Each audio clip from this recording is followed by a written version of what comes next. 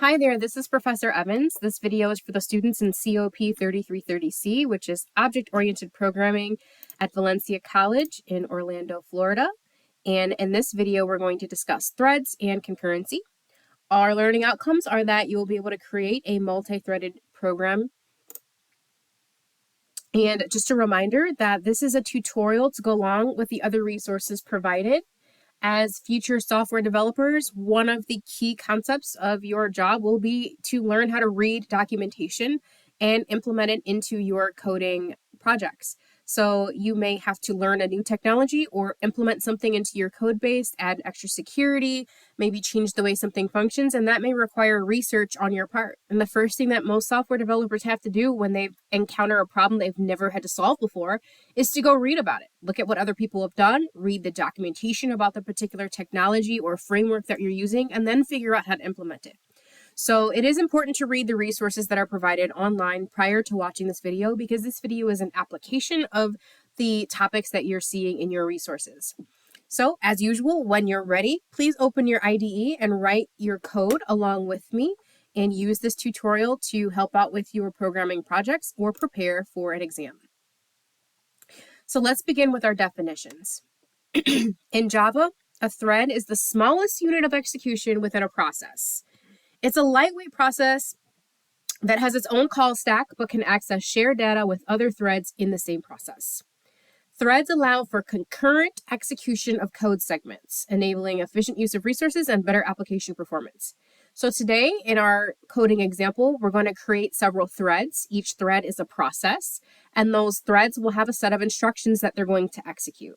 And they're going to execute concurrently, which means they're going to run all at the same time. In order to create our threads, we are going to use the runnable interface. The runnable interface is used to define a task that can be executed by a thread. So you can think of the task that the thread is going to do. It could be writing some print line statements. It could be some mathematical calculations. Whatever your thread is supposed to do when it's running, you're going to write that behavior within your run method. So we're going to implement the runnable interface within our thread code, and then we're going to write a run method of our own that will override the run method in the runnable interface. And that is how we're going to set up our threads to be able to execute. Concurrency, I kind of explained this already, but concurrency in Java refers to the ability of a program to execute multiple parts of code simultaneously. In this case, we're going to be creating several threads, and they're all going to run at the exact same time.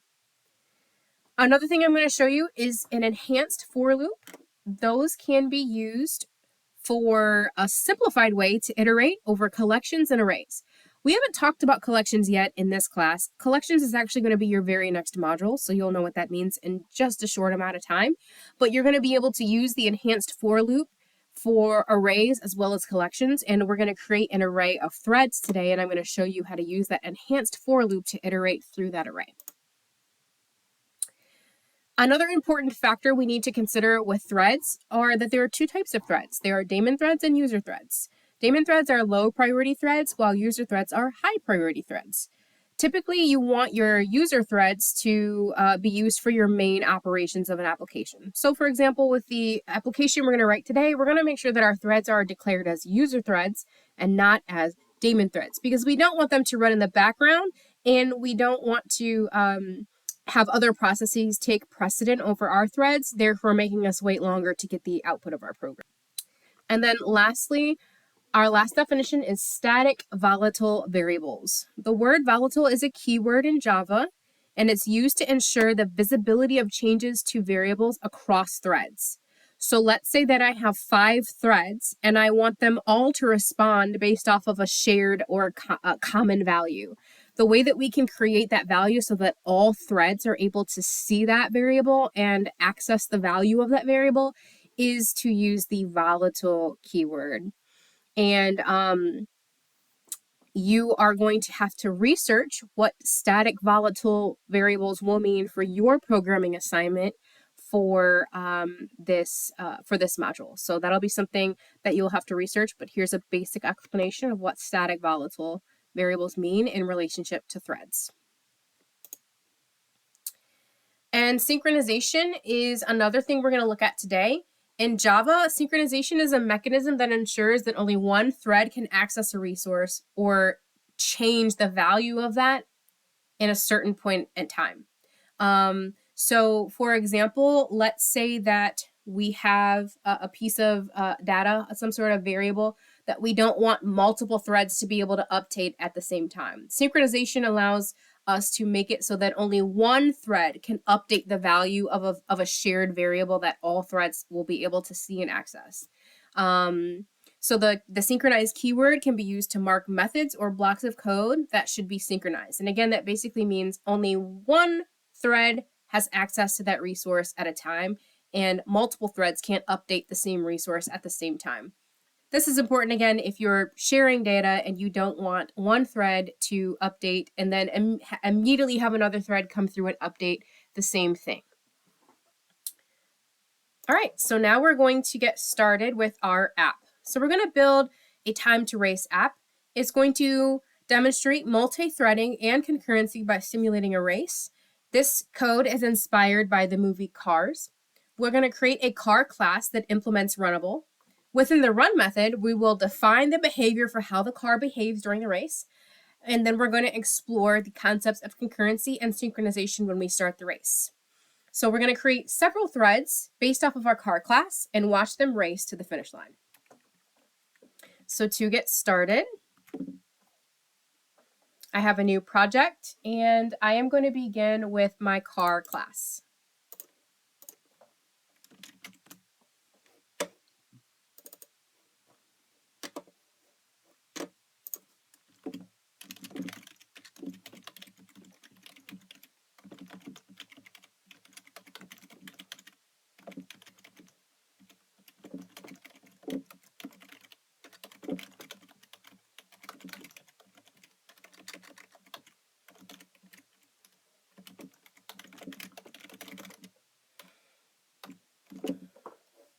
Okay, so the car class contains the attributes for each car and the run method that dictates the behavior of each car thread. So in order to create this car class and then be able to use it as a thread, we have to implement the interface runnable. So we have to add this to our class declaration. And now we are going to add the attributes for our car. So our car is just going to have two attributes.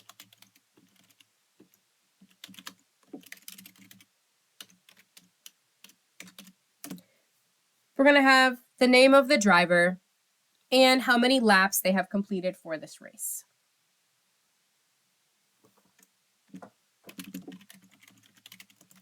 We're going to create a constructor.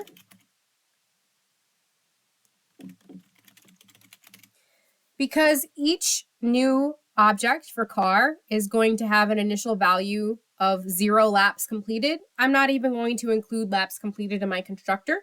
I am just going to set the name of the driver when I construct a new car object.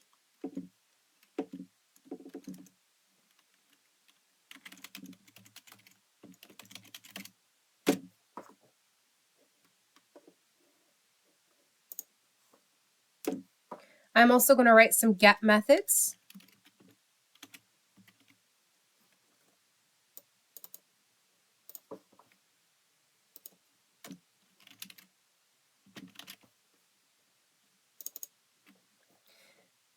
I'm going to let IntelliJ write those for me.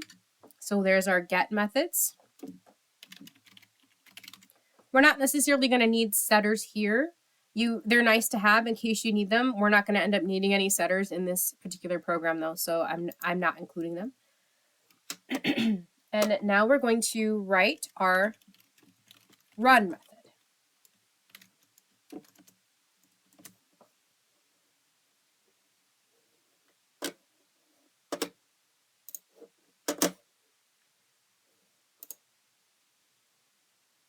So for this race, we're going to arbitrarily just decide that 100 laps is the length of the race. So you can think of like the Indy 500 car race or any of Daytona 500, any of those races. they have to complete a number of laps. We're going to arbitrarily just decide that the race is going to last for 100 laps. So we are going to try to do the following.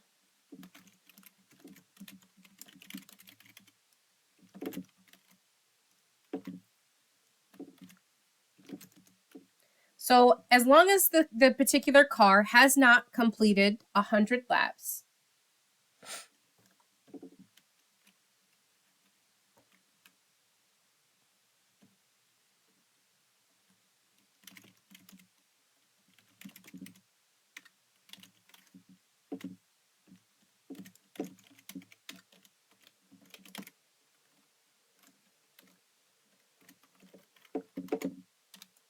we're going to use the math.random function in order to determine a random amount of time it takes the thread to complete a lap.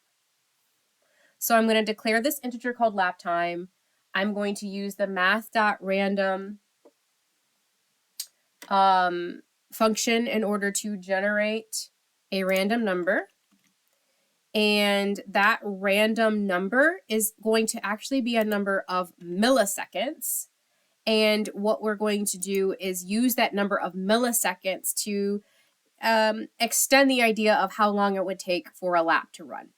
So this line of code right here gives us a random number. We're going to multiply it by 100, and then we're going to cast it as an integer, and that amount of time is going to give us a certain number of milliseconds that we will use to determine the time it takes to complete a lap.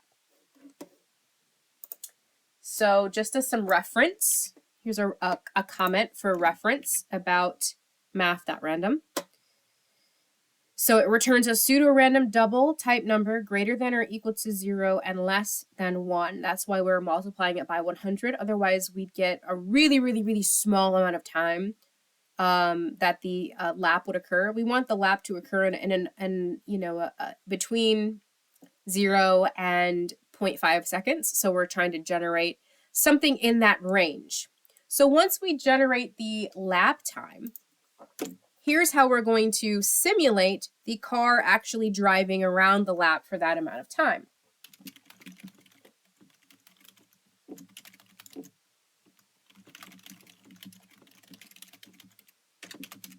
We're going to put the thread to sleep, which means the thread is suspended. It's paused. It's just paused in time for this amount of time, whatever the lap time is.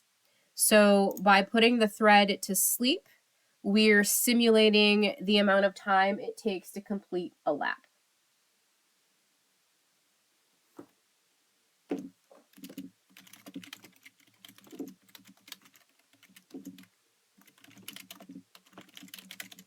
When the thread wakes up, it's going to resume running exactly where it left off. So when the thread falls asleep, it's like the code is suspended in time right on this line for the amount of milliseconds provided here. When it wakes back up, it's just going to continue carrying on from this line forward.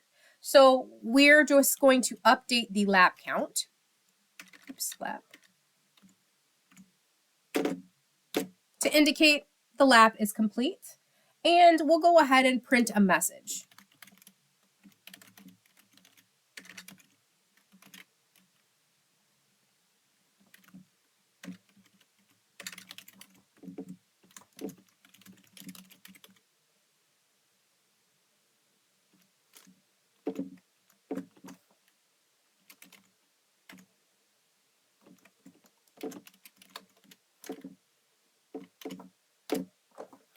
So we'll print a message that says that the driver has completed, and then we'll update the number of laps that they have completed up until this point. So we have our try block right here, which means the next thing we need is a catch block. And we're going to catch the interrupted exception E.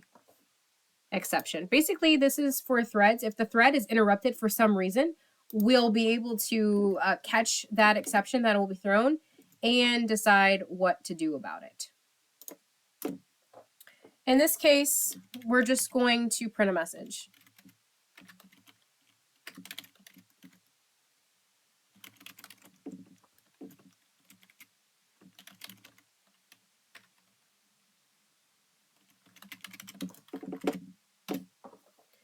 So if something causes this thread not to complete its process, not to complete this while loop, etc., we'll catch the exception that will be thrown right here and print a message saying that, okay, this thread got interrupted. So that's our catch, and that will conclude our run method. And that concludes our first iteration of our car class. So we've defined the behavior of what each car is going to do within the run method. What we're going to do is create 3 car objects, and then we're going to cast them into threads, and then we're going to run each thread. And each thread is independently going to be running this loop.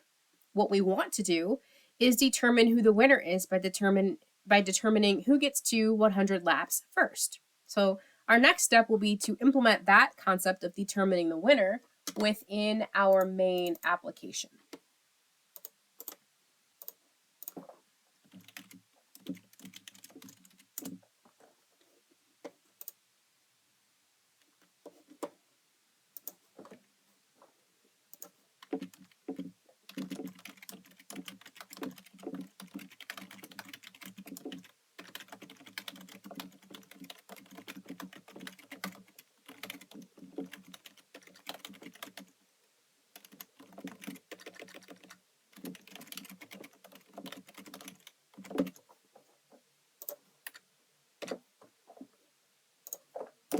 So there's a comment explaining what this class is going to do.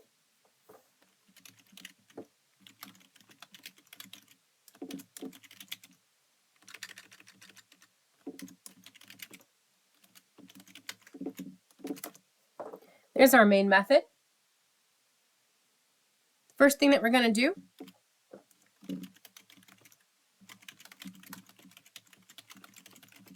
create several car objects for the race. I'm going to use an array of cars to do that.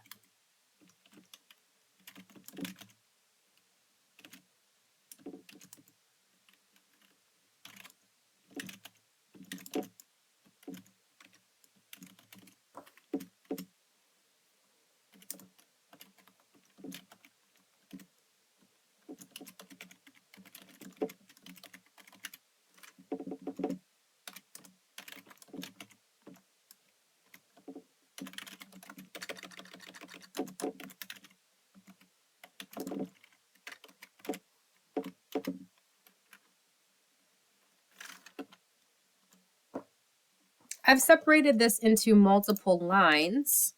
This can technically all be on one line, but I've separated it into multiple lines just so that you can see I've created 3 car objects, assigned each one a driver name.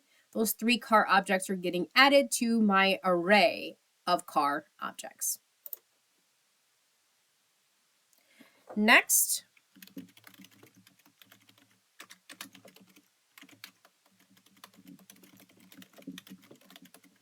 I'm going to create an array of threads, 1 for each car object, because I want these cars to execute as threads, as processes. So we're going to use the thread class to create an array of threads.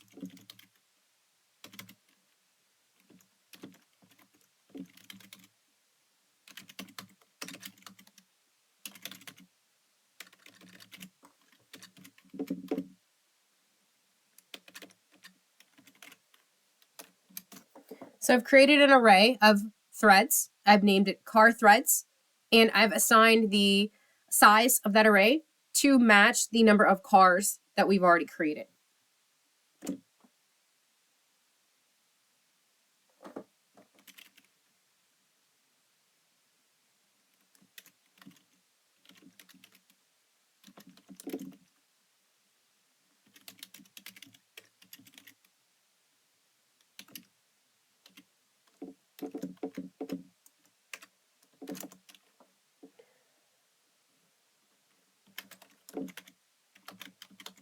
Within my car threads array, I am going to take each car object and generate a thread using it.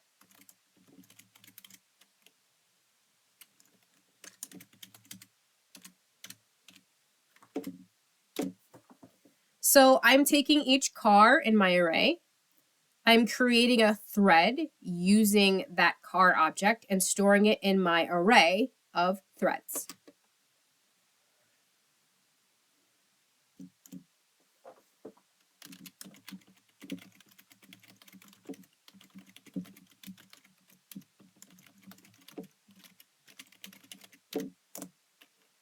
Here is an enhanced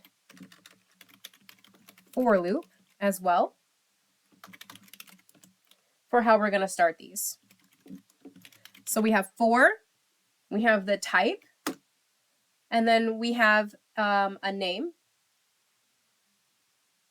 So we can give this a generic name, just like you say for int I equals 0. Then after the type, what you're giving is just a temporary variable name. So we can call it whatever we want. I'm just going to call it race time. And then we have to declare the array that we will be iterating through. So I'm creating a new temporary thread called race time, and I'm using that as the data type that I'm going to be referencing as I iterate through this array of car threads. So the data type of this variable here has to match here. So I have the name of the array I want to iterate through. The type of that array must be here, and this is sort of like a temporary variable name.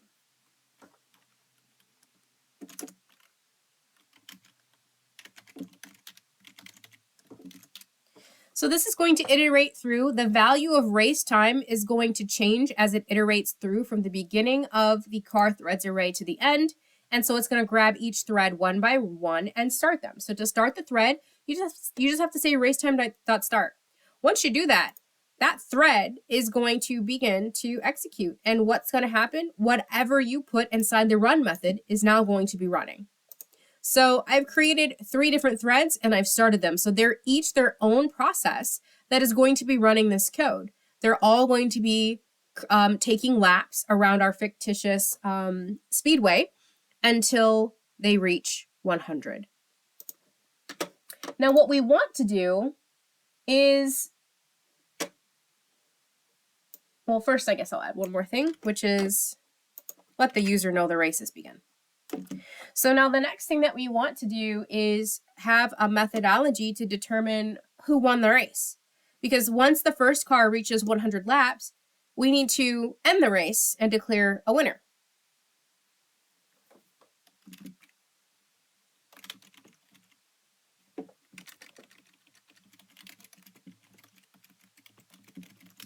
So to declare the winner, I'm going to start with a Boolean called race finished. I'm going to set it to false.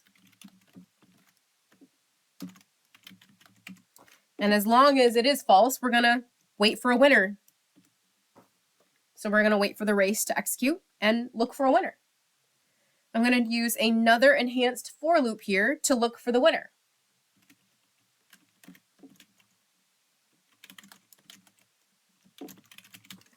So now I'm going to iterate through my array of race car objects.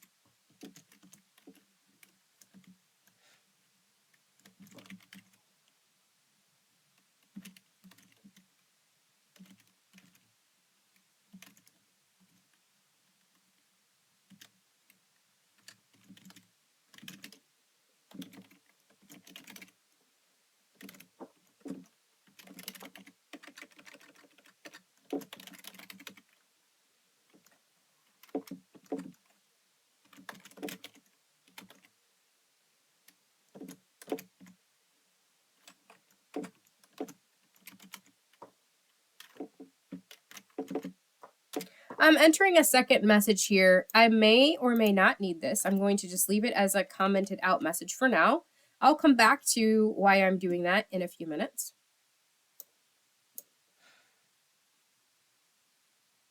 What we want to do is check each car one by one.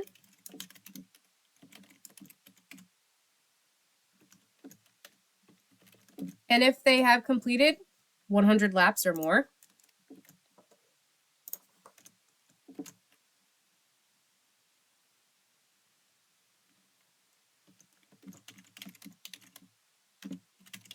we're going to display a message to declare the winner.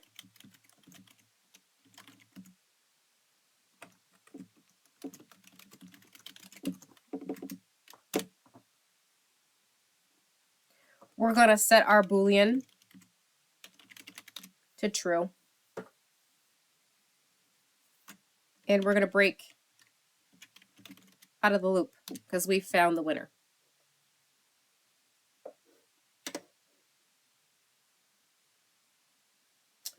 Once the winner has crossed the finish line, the next thing that we're going to want to do is tell all the other threads, you're done. The race is over. You don't need to continue executing. We only wanted to figure out who the winner was. We've done that, and now the other threads don't need to continue.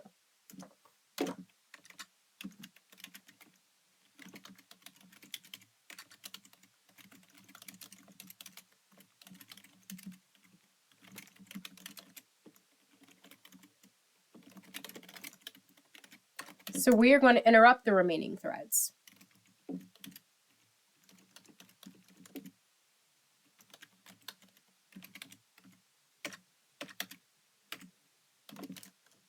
We're going to use a for loop to do it.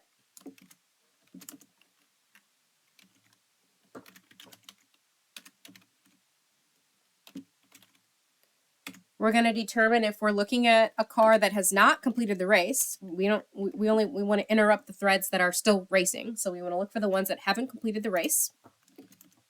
And if they haven't completed the race, we want to get the thread for that car object and tell it, hey, you're done. By calling the interrupt method, it's going to effectively end that process and stop it from continuing to execute. So we have our time to race app as well as our car class. And now let's do some demonstrations.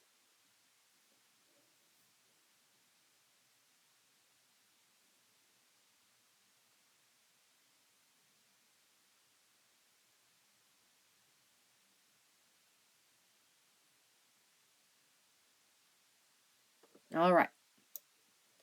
So let's go back to the top, and now we can see those messages. The race has begun.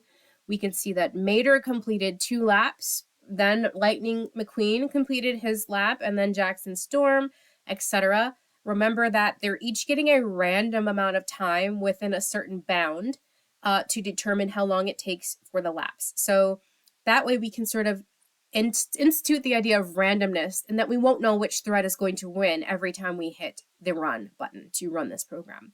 So we can see that they have, they're racing. We can see that they're completing laps in a somewhat of a random order. Sometimes one person will complete 2 laps before the next will complete 1, etc. It's all random.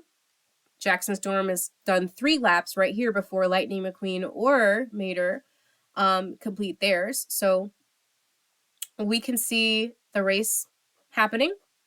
And if you go to the bottom, we can see that Jackson Storm completed 100 laps. Okay, so that means that the race should be over. Jackson Storm is declared the winner, and the other 2 threads were interrupted. Remember that we defined in our car class, we defined that we were going to try this and catch this interrupted exception. And that's exactly what happened when we interrupted the threads who were still competing after the winner was chosen. So this is an example of how we can have multiple processes executing at the same time.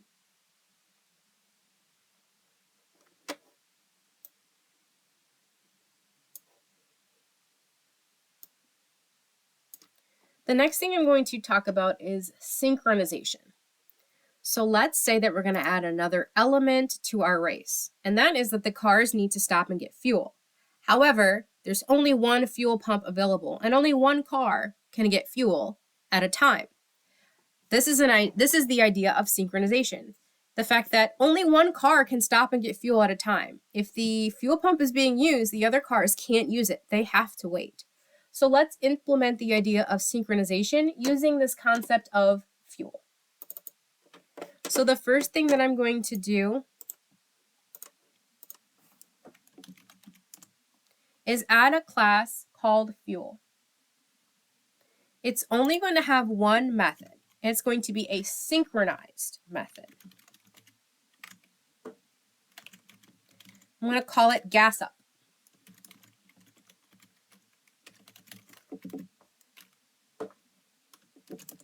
The first thing I want to do is display a message to the user so we know that someone has stopped for gas.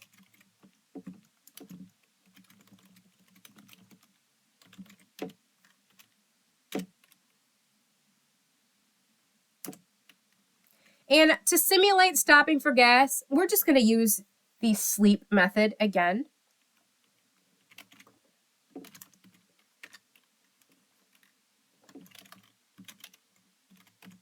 And I'm going to pick an arbitrary amount of time for it to sleep. We'll say 50 milliseconds. A real quick stop for gas. You can make this longer if you wanted. I encourage you to play around with different values to see how it affects the output. And we're going to catch the interrupted exception again. Should the thread be interrupted while sleeping while getting gas? Another thing that we can print out is just the stack trace for the interrupted exception itself rather than a message to the user. So this is another option. It depends on what you want to display. Assuming that the car is able to fuel up completely,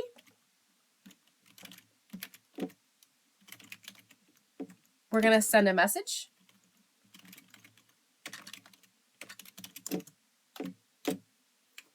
So that we can see that the car is done refueling. So this is going to be our fuel class, and we're going to synchronize this so that only one thread can access and execute this method at any point in time. So the first part of synchronization is going to take place back in our main program where, no, actually we're going to go to the car class first.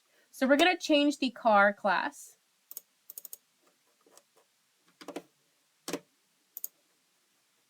so that it also has an attribute from our fuel class. I'm going to call it gas. And we're going to add this to our constructor.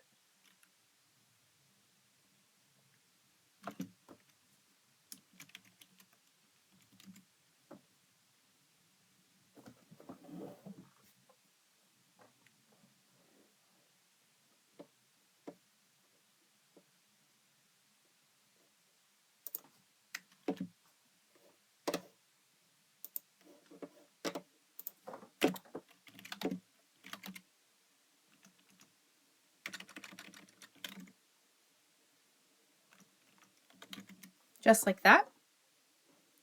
Now that we've changed the constructor, whenever we instantiate our car objects, we now have a problem because we never declared that second object that's going to be passed in. So we're going to have to also update our main application to reflect that.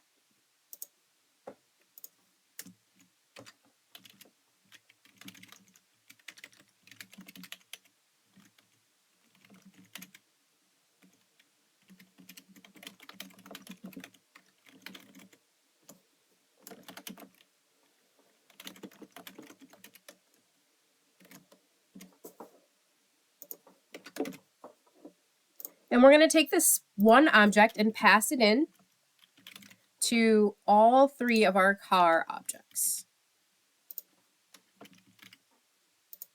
Just like that. So all three of these threads have access to the same object, which is our fuel object.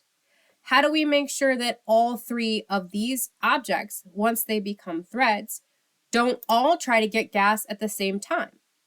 Well, that is taken care of within our run method. So in order to make sure that all three don't get gas at the same time, we're going to modify the run method. So let's just come up with an arbitrary rule for when the cars can get gas. Let's just assume that you can get gas once you've completed 50 laps.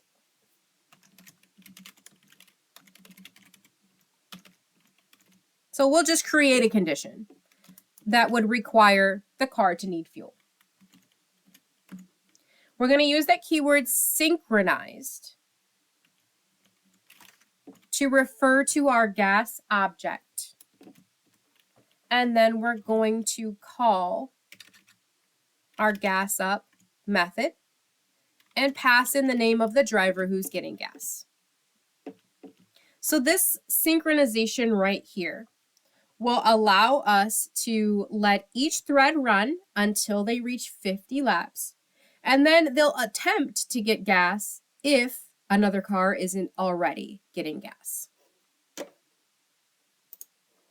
So now we're ready to run this again and notice how that synchronization plays out.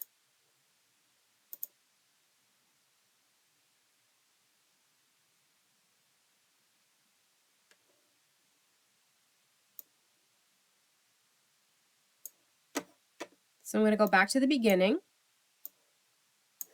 We can see that the race has begun.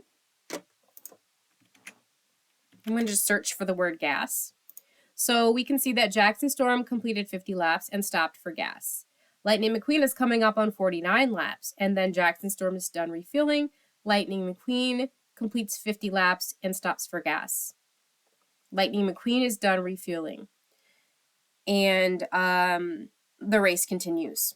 So with what we've selected, you might say, how do I know that the synchronization really worked? It seems like the amount of time it takes one car to stop for gas isn't long enough to see if another car might also try to stop for gas. So one of the things with threads is you can definitely play with the timing of your inputs. So for example, let's say that I wanted to make the gas stop much longer. Let's say instead of 50 milliseconds, I made it 500. Let's just play around with that and see what happens to our output.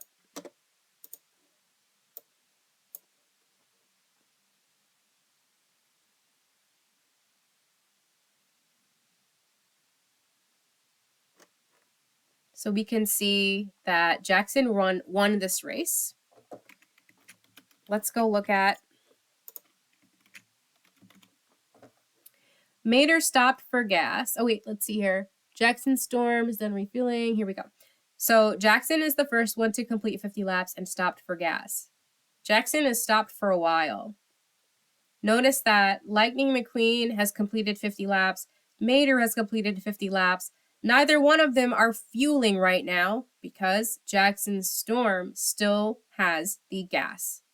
He's the only one available to use the gas object that we've created.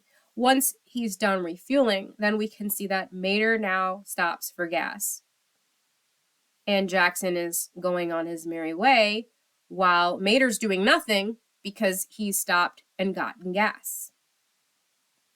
And now Lightning McQueen is stopping for gas because Mater is done. So we can see that synchronization occurring.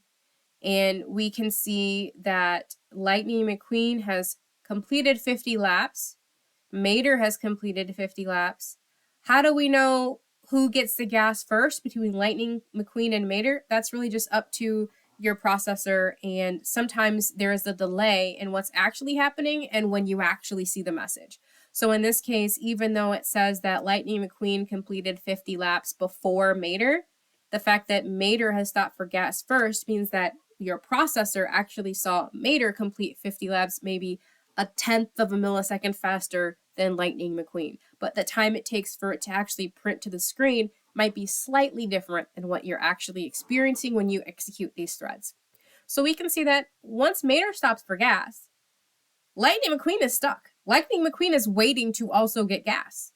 But it can't get gas because Mater has gas. So we can see that Mater has stopped, Lightning McQueen is doing nothing, and Jackson is getting ahead.